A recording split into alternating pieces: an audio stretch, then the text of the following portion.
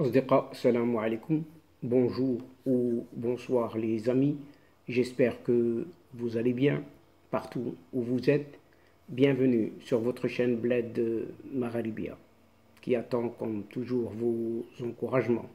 Merci pour vos conseils et pour vos gentils commentaires.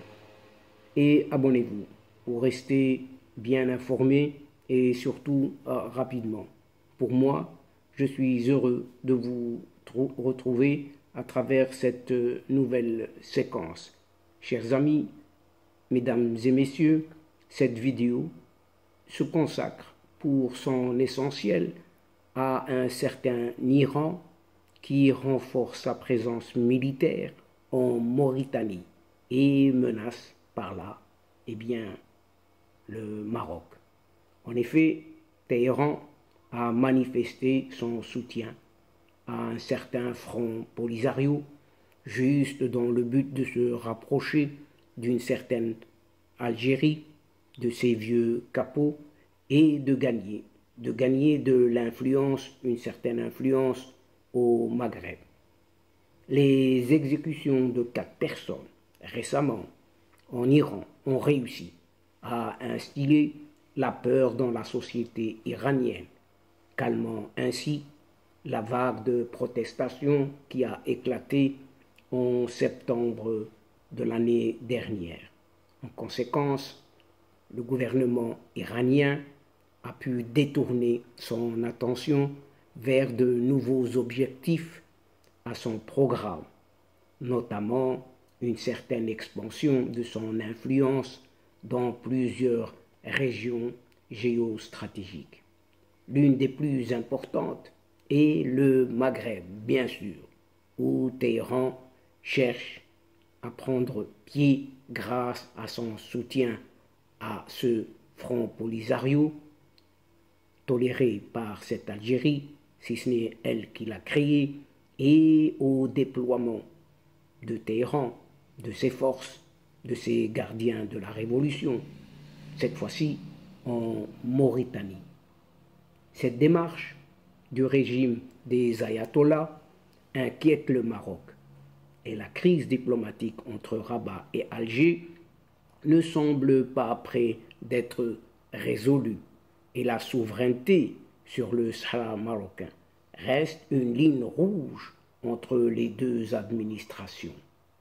C'est dans cette situation que l'Iran profite, si on peut dire, et veut utiliser à son avantage son soutien au pays de cet athée.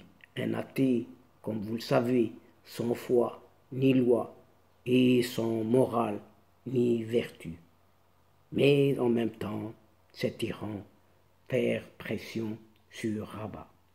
Alger et Téhéran veulent faire pression sur Rabat, tout simplement. La présence militaire accrue de l'Iran en Mauritanie est un autre signe du soutien de ce régime algérien.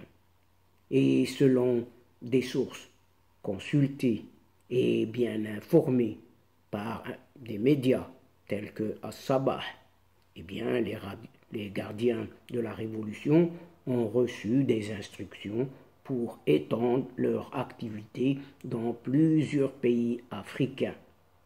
Parmi eux, la Mauritanie étant le plus important, mais pas le seul.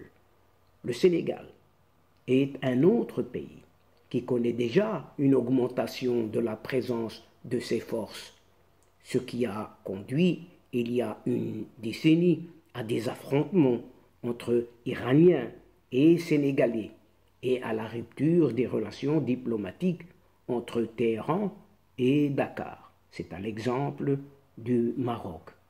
En outre, les forces Al-Quds, la branche armée du djihad islamique, cherchent également à établir des relations et une coopération plus étroite avec le Polisario. Les observateurs estiment que la Mauritanie figure en tête de la liste des priorités du gouvernement iranien afin de se positionner progressivement, tout doucement, mais sûrement au Maghreb. Cependant, ces mêmes observateurs notent également que la Mauritanie n'a pas l'intention de permettre l'avancée de l'Iran, car ils voient une intention claire du pays dirigé par un certain Ali Khamenei d'impliquer leur pays dans une guerre avec le Maroc dans laquelle ils ne veulent pas entrer du tout. Le Maroc, qui est l'un des leaders régionaux, craint l'expansion non seulement des forces iraniennes, mais aussi de ses idées extrémistes. Il existe une certaine intention de répandre le chiisme en Afrique du Nord et d'imposer sa vision, ce qui est encouragé par ce régime algérien. Par conséquent, Rabat a une double préoccupation et tente de contrer l'influence religieuse de l'Iran. Mais si cette préoccupation est double, la menace l'est aussi. Toute activité iranienne est précédée de l'approbation, voire du soutien de cette Algérie qui semble déterminée à pousser à bout ses liens avec l'Iran. La tendance à Alger est très claire. Oui, c'est être main dans la main avec cet Iran. Et l'Iran tend à devenir un allié de poids des Algériens au fur et à mesure que ceux-ci approfondissent leurs relations avec une certaine Russie. Ces manœuvres à Béchar, coordonnées avec les forces de Moscou, ne sont que le début de ce qui devrait être le premier de plusieurs exercices qui auront lieu en cette année 2023. Ces manœuvres, que l'Algérie entendait garder secrètes, ont été confirmées par le ministre russe des Affaires étrangères, Sergueï Lavrov, qui a également annoncé que d'autres exercices militaires devraient avoir lieu dans la région proche de la frontière avec le Maroc en novembre prochain.